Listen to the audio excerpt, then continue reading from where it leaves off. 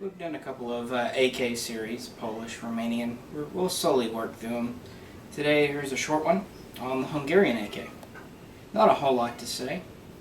This is the AKM63, often referred to as the AMD 63. This is one of the kits that came in matching, built on a Nodak receiver.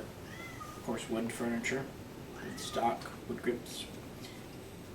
It's essentially an AKM. The only real changes that the Hungarians did had to do with the front handguards. Of course, there's nothing on the gas tube here, it's just raw. Same with the lower handguard, very skeletonized with this wooden grip. The front grip and back grip are interchangeable, same screws and everything. Still has a trapdoor in the butt plate for a cleaning kit. Hungarian leather sling. It's adjustable, kind of like a belt here with notches. That's a little unique for an AK sling. 16.25-inch barrel, standard. Standard bayonet lug, standard 14mm threads with a muzzle nut. I've seen a few of these that have AMD 65 snake brakes on them, as they're called, but as far as I know, the muzzle nut's correct.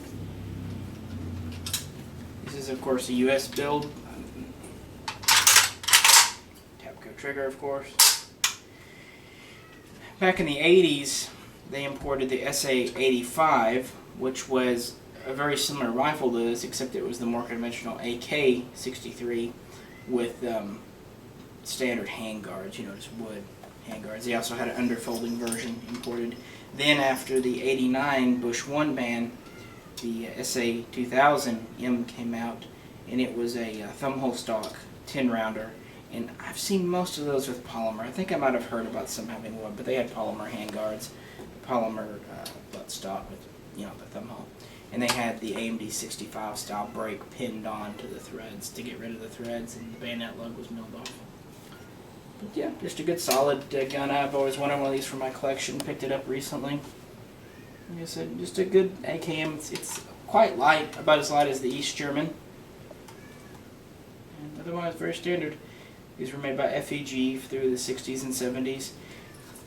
Hungary never adopted the 5.45 by 39 caliber, so they continue using these in 7.62 by 39.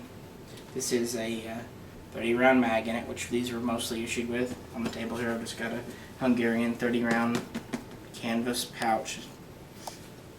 Kind of a nice pouch. It has the shoulder strap here.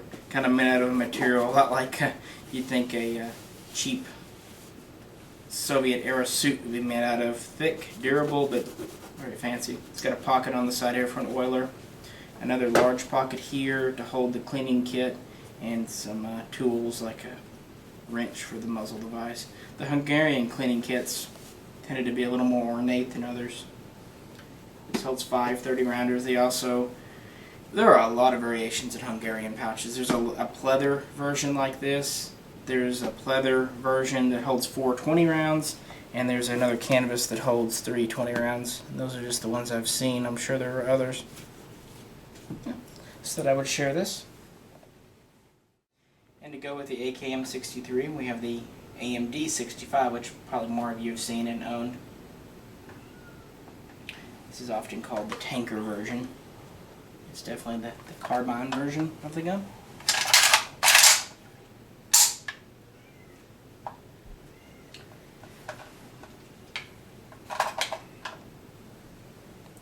Has a 12-inch long barrel versus 16.25 on the other. This is a permanently attached, what they call a snake brake, to give it 16 inches. Side folding wire stock. This one's pretty stiff. I'm not sure if I can get it.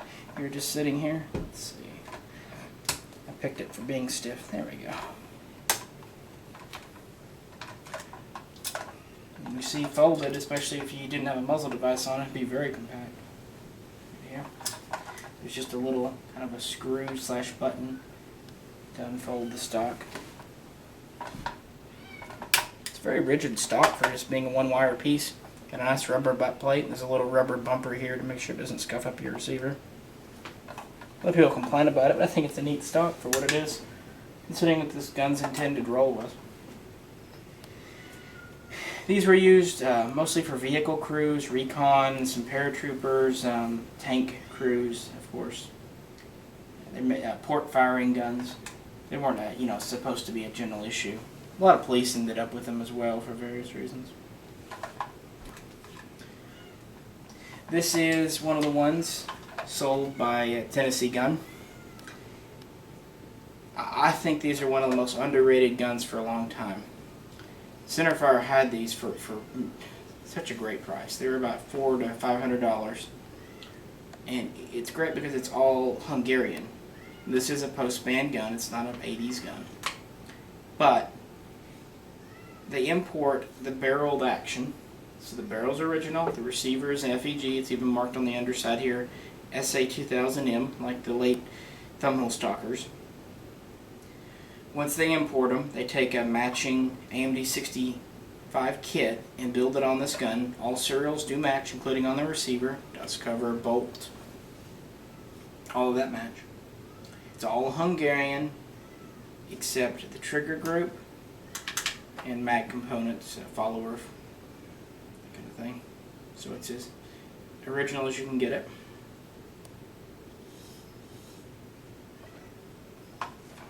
They're reliable.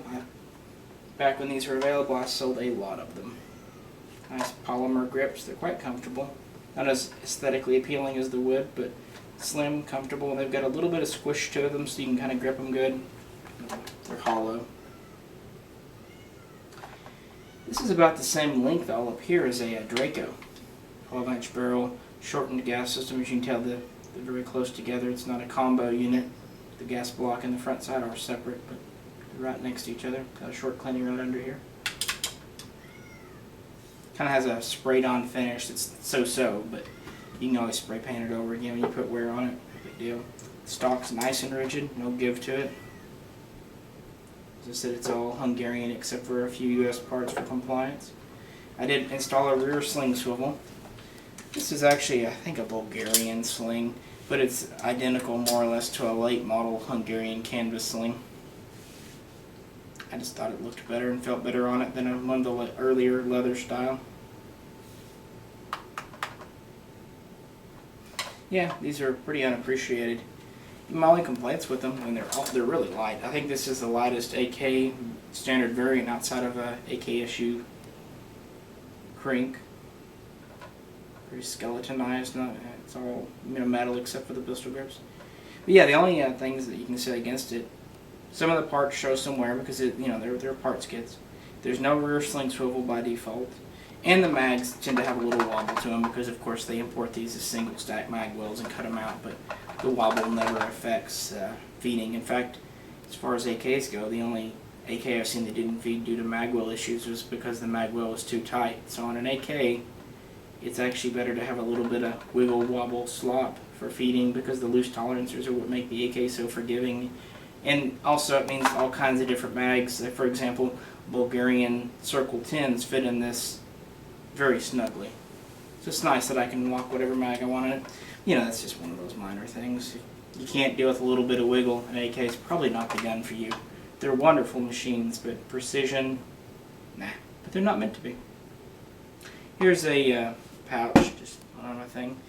It holds 320 round. It's the same canvas material. Has pockets on each side for gear. There's also a small pocket here for a tool. They also had a leather version that held 4 mags. Oh, a lot of pouches out of Hungary. Yeah, I thought I'd share one of my favorite guns. It's unfortunate that these are no longer available. They didn't get a lot of the attention and love when they were being sold. Ironically, they were actually oftentimes cheaper than the Century guns, which were built with U.S. barrels and receivers. These are Hungarian. I think I said, but that is chrome lined too. So that seems to be important to a lot of buyers.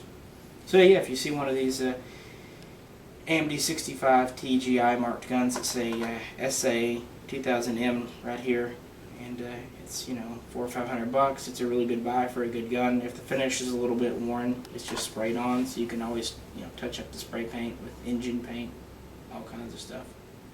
This is a really fun muzzle brake too. It's loud and big fireball, but it really does help with recoil.